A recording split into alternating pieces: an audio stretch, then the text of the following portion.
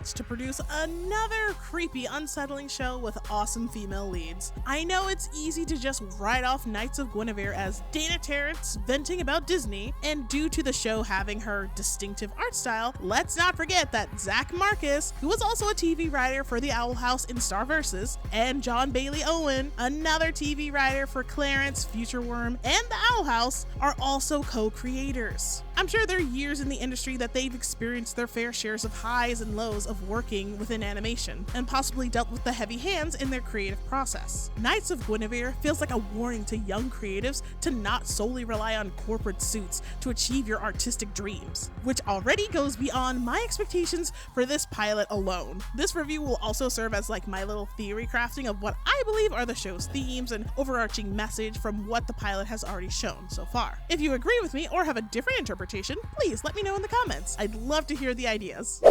Right off the bat, I loved this pilot so freaking much, dude. Glitch's first 2D animated series, and they're going balls deep. Oh my god, this animation looks beautiful in every frame. It all looks so nummy. I could definitely see this going on for about a 20-30 minute long show. Some people felt that the pilot's pacing was either too short or going too fast. Personally, I didn't feel that. It took the time to lay out what's going on, who these characters are to each other, and while also leaving just enough wiggle room for speculation and intrigue. And boy am I interested. You have my attention. Now you have my erection. The park itself could not be any more literal than looming above those slumming it below and having to use whatever trash is left over to make a living. The ocean is polluted from factories pumping out Gwen merch. The people are getting sick and turning blue. The environmental messaging and safety for factory workers are made apparent. There's so much to analyze, from the framed overview shots of the backgrounds, character interactions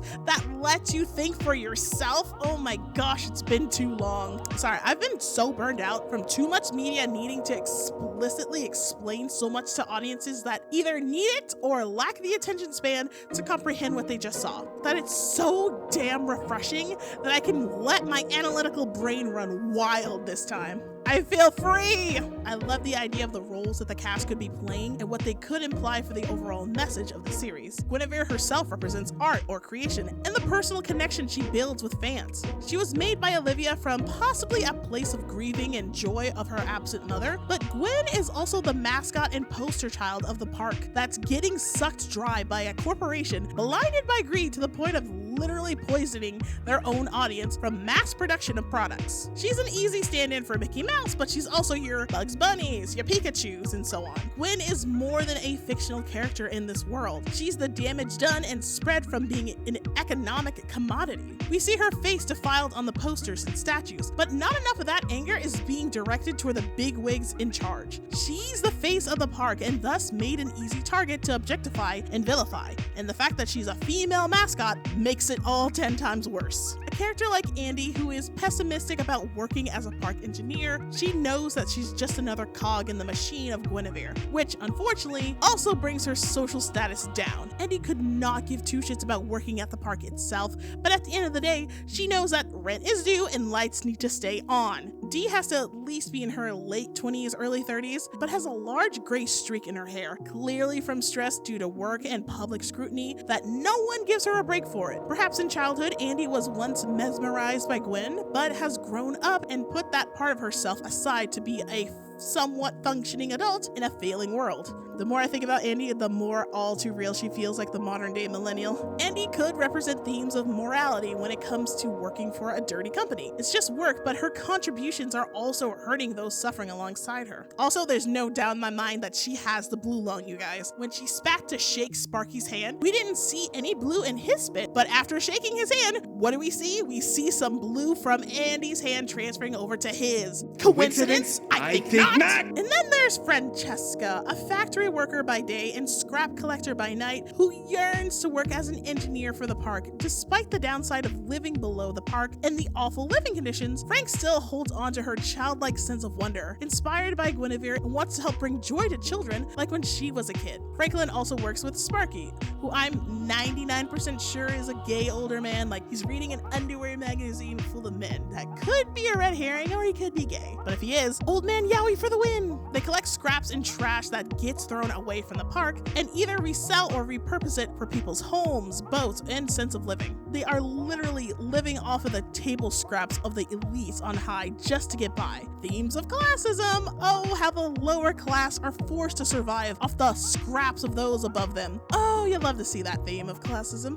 You love to see it. Frankie is a delightfully charming character. Dana Terrence did clarify online as to why she has so many nicknames, which I do appreciate, because at the start I thought she could have been like gender fluid or whatever, but oh, she's cis. Alright, either way, doesn't break my heart over it. Now, she might not be trans like many of us had thought or hoped, but for myself, seeing a woman with a masculine build not shying away from her femininity is really affirming to me, at least, because I have a similar large build to Franklin, plus after top surgery, I have gotten mistaken for either a man or a trans man more times than I care to be. Let that be a lesson that you don't have to be trans to get misgendered. So let's just be respectful and more open-minded of those that don't conform to a set idea of what gender should look like. And in Frankie's case, oh, I just adore her. She is so wide-eyed. I love it. And I also really love the detail of her overalls, how everyone else wears some double buckle just like Sparky, while she does it in one buckle. I could be overthinking this, but I love that initial detail, because when he takes off the buckle, we don't see him take them off until he started roughing her up because she stole from him. So maybe the half buckle could mean for Frankie that she's aware that the park is gross and manipulative, but she loves what it produced for like the kids, and a little in her own little delusions about it, but because she does not seem to be all the way there, and I'm very curious of where they're going to be taking this case of mental illness. Maybe it's from the fumes in the factory she's kind of been huffing in. Who knows? I'm very curious to see. Now, as for Olivia, I believe that she represents an artist that's obsessed with her OC and perfecting it. When the Gwen droid runs off, she's determined to get her back and keep fixing her, having excessive note detailing on how Guinevere should look like and present herself. How much of this strict detailing is of her own accord or the company needing to sell a soft but also attractive woman? Hard to say for now. While I believe Olivia is a victim of circumstance, this emotionless child has seen some shit. I also think that she's going to play a pivotal role as an antagonist in her quest to retrieve Guinevere. This is looking very good so far. I am so excited to see where this pilot could be leading to. You don't sound excited. Of course I am. This is my happy face.